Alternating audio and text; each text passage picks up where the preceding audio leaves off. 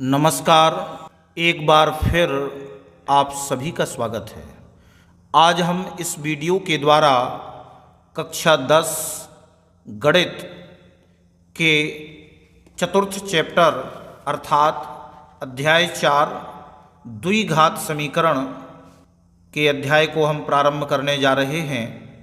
तो आज इस द्विघात समीकरण के अध्याय में हम प्रश्नावली 4.1 को हल करने से पूर्व हम ये समझेंगे कि द्विघात समीकरण क्या कहलाता है। इससे पहले आपने दूसरे अध्याय में बहुपद के जो आपने पढ़ा था कि ax² + bx + c, तो a बराबर नहीं है 0। अगर बहुपद में a 0 के बराबर हो जाएगा तो यह फिर आपका द्विघात बहुपद, यानी ये द्विघात जो बहुपद है ax² + bx + c, जहाँ a b c वास्तविक संख्याएं होती हैं और a बराबर नहीं है 0, ये शर्त होना चाहिए, तब तो वह द्विघात बहुपद होगा। तो आप ये समझें कि जब इसी बहुपद में हम इस बहुपद को जब हम 0 के बराबर कर देते हैं, यानी कि ax² + bx + c बराबर 0, और जहाँ a b c वास्तविक संख्याएं हैं तथा a बराबर नहीं है 0, क्योंकि a 0 के बराबर नहीं होना चाहिए। अगर a 0 के बराबर हो जाएगा तो फिर यह आपका द्विघात नहीं रहेगा, तो इसको इस पद का होना अनिवार्य है। तो ax² + bx + c बराबर 0, तो इस तरह की जब ये कंडीशन होती है तो यह कहलाता है द्विघात समीकरण। लेकिन जब समीकरण ना हो, केवल इतना बस लिखा हो कि ax² + bx + c, तो ये आपका कहलाता है द्विघात बहुपद, ये बहुपद कहलाता है। और जब इस बहुपद को जब हम 0 के बराबर कर देते हैं और यह इस रूप में होता है तो वह कहलाता है द्विघात समीकरण, जहां आप देख रहे हैं कि a b c वास्तविक संख्याएं हैं तथा a बराबर नहीं है 0। तो यह जो रूप होता है, यह रूप द्विघात समीकरण का मानक रूप होता है। यह मानक रूप कहलाता है द्विघात समीकरण का। तो आपको ये विशेष ध्यान रखना है कि द्विघात समीकरण का जो मानक रूप होता है वह ax² + bx + c बराबर 0, जहाँ a b c वास्तविक संख्याएं होती हैं तथा a बराबर नहीं है 0। इस तरह से अब आप प्रश्नावली 4.1 में पूछा गया है, जांच कीजिए कि क्या निम्न द्विघात समीकरण हैं। अभी इसके पहले जो हमने समझा है कि द्विघात समीकरण क्या होते हैं, जो ax² + bx + c बराबर 0 के रूप में होते हैं। यहाँ हम से पूछा गया है, जांच कीजिए कि यहाँ पर जो हमें प्रश्न दिए गए हैं क्या वो द्विघात समीकरण हैं, ये हमें जांच करनी है। तो अब इसके देखो, इसके उदाहरण में भी जो इसी तरह के प्रश्न हैं वो भी आप इसी प्रकार से समझेंगे। तो आप इसको आप समझें, जो प्रश्नावली 4.1 है उसके पहले प्रश्न में जो हमें नंबर बाई नंबर पूछे गए हैं, तो यहाँ पर पहला प्रश्न है कि x धन 1 का होल स्क्वायर बराबर 2 × x - 3।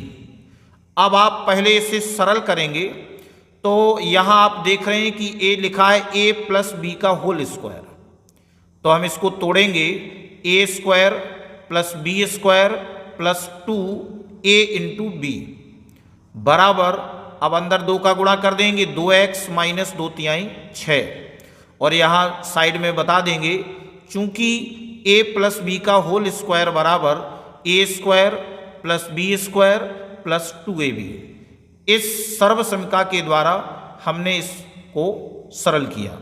अब आगे सरल करते हैं, x² और 1 का वर्ग 1, और ये हो जाएगा 1 2 एकम 2 2x बराबर 2x - 6। अब हम पक्षांतर कर देंगे तो एक्स स्क्वायर और प्लस के 2x, इसका पक्षांतर किया तो माइनस के 2x प्लस का 1 और जे इधर आया तो प्लस के 6 बराबर 0। क्या किया?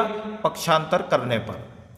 अब आगे हम देख रहे हैं कि प्लस से 2x और माइनस 2x ये कैंसिल हो गए तो एक्स स्क्वायर और 1 और प्लस 6 ये प्लस 7 बराबर 0। तो अब चूंकि ये एक्स स्क्वायर का पद है और यहाँ एक्स का पद नहीं है तो हम बना भी सकते हैं। तो x square plus 0 into x plus 7 बराबर 0, यानी कि अगर 0 का इसमें गुणा भी होगा तो ये पूरा 0 हो जाएगा और हमारा ज्यों का त्यों ये बचा रहेगा। अब यहाँ हम देख रहे हैं कि यह जो समीकरण आया है A X square plus B X plus C बराबर 0 के रूप का है, यानी जो इसके प्रकार का है। तो हम कह सकते हैं कि इसलिए दिया गया समीकरण एक द्विघात समीकरण है। तो हम इस प्रकार से इसको हल कर सकते हैं। अब इसका जो दूसरा प्रश्न दिया गया है कि एक्स स्क्वायर माइनस 2x बराबर -2 इंटू 3 माइनस एक्स। अब इसे भी हम सरल करते हैं तो आप देखेंगे कि एक्स स्क्वायर माइनस 2x बराबर, अब -2 का 3 में गुणा किया तो माइनस के 6 और -2 का माइनस एक्स में किया तो minus minus plus 2 into x 2x। अब इसे आगे सरल किया, हम इनको इधर लाएंगे तो ये एक्स स्क्वायर माइनस के 2x और इधर ये प्लस से इधर आए तो माइनस के 2x और ये प्लस का 6 बराबर 0। क्या किया? पक्षांतर करने पर। अब आगे सरल किया तो x square minus 2x minus 4x और प्लस 6 बराबर 0। तो यहाँ भी हम देख रहे हैं कि ये जो समीकरण आया है और घातें भी क्रम से हैं, तो यह है A X square plus B X plus C बराबर 0 के रूप का है या प्रकार का है, इसलिए दिया गया समीकरण एक द्विघात समीकरण है। इस तरह से हम इसको सरल कर लेंगे। अब आगे हम तीसरा देखते हैं, पहले का तीसरा भाग, x minus 2 into x plus 1 बराबर x minus 1 into x plus 3। तो अब इसको भी हम सरल करते हैं तो पहले इनके आपस में गुणा करेंगे। तो x का गुणा पहले x में करेंगे तो एक्स स्क्वायर, फिर x का -2 में करेंगे -2x, फिर प्लस 1 का गुणा x में करेंगे प्लस x और फिर प्लस 1 का गुणा -2 में करेंगे -2 बराबर। अब इधर भी करेंगे x का x में एक्स स्क्वायर, फिर x का -1 में -x, 3 का x में 3x और 3 का -1 में -3। अब इसे आगे सरल किया तो एक्स स्क्वायर -2 और प्लस 1, तो घटाएंगे तो माइनस का x बचा माइनस के 2 बराबर एक्स स्क्वायर। अब इधर माइनस का 1x और प्लस के 3x, तो ये भी घटेंगे तो 3 में से जब -1 जाएगा तो प्लस के 2x और -3। अब आगे सरल किया, पक्षांतर किया तो एक्स स्क्वायर और इधर से माइनस का x स्क्वायर, जी आपका -x और इधर से माइनस के 2x, जी आपका -2 और इधर से +3 बराबर 0। तो क्या किया है? पक्षांतर करने पर। अब आगे सरल किया तो एक्स स्क्वायर से -x स्क्वायर कैंसिल, तो -x और माइनस के 2x, तो ये दोनों जुड़ जाएंगे तो -1 -2 -3x और माइनस के 2 प्लस के 3, तो 3 में से 2 घटाए प्लस का 1 बराबर 0। तो यहाँ हम क्या देख रहे हैं कि यह A X square plus B X plus C बराबर 0 के प्रकार का नहीं है, यानी ये जो हमारा समीकरण बना है यह इसके रूप का नहीं है या प्रकार का नहीं है, इसलिए दिया गया समीकरण एक द्विघात समीकरण नहीं है। इस तरह से हम इसका उत्तर दे देंगे। अब आगे चौथे में पूछा गया है कि x minus 3 into 2x plus 1 बराबर x इंटू एक्स प्लस 5। तो इसे पहले सरल करते हैं तो 2x का पहले गुणा करेंगे x में तो 2x स्क्वायर माइनस 2 तिहाई 6x, फिर 1 का गुणा करेंगे तो x, और 1 का गुणा -3 में -3 बराबर x का इधर करेंगे x में x², फिर x का 5 में करेंगे प्लस के 5x। अब इसे सरल कर लेते हैं एक बार, तो 2x² -6 और +1, तो -6 में से 1 घटेगा तो माइनस के 5x, माइनस की संख्या बड़ी है, और माइनस के 3 बराबर x² और प्लस के 5x। अब इसका पक्षांतर कर लें तो 2x² और इधर से प्लस का इधर आ गया माइनस का x², माइनस के 5x और इधर से माइनस के 5x और माइनस का 3 बराबर 0। इनका पक्षांतर कर लिया। पक्षांतर करने पर अब इसे और सरल किया तो माइनस के 2x² में से 1x² घटेगा तो 2 में से 1 गया तो ये आ गया x², प्लस की संख्या बड़ी है, और माइनस के 5x, माइनस के 5x ये दोनों जुड़ जाएंगे और -10x और -3 बराबर 0। तो यहाँ हम देख रहे हैं कि यह समीकरण ax² plus bx plus c बराबर 0 के रूप का है, जहाँ a बराबर नहीं है 0, यानी यहाँ पर a का मान 1 है, 0 के बराबर नहीं है, इसलिए दिया गया समीकरण एक द्विघात समीकरण है। इस तरह से हमने इसे भी हल किया। अब आगे 5वें में पूछा गया है कि 2x - 1 इंटू x - 3 बराबर x + 5 इंटू x - 1। तो इससे पहले हम गुणा करते हैं इनका।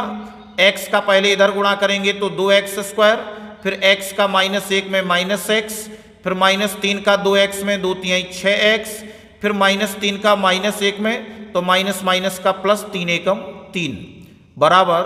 अब x का x में करेंगे x² प्लस x का 5 में करेंगे 5x, फिर -1 का x में करेंगे -x, फिर -1 का प्लस 5 में गुणा करेंगे 5 एकम -5।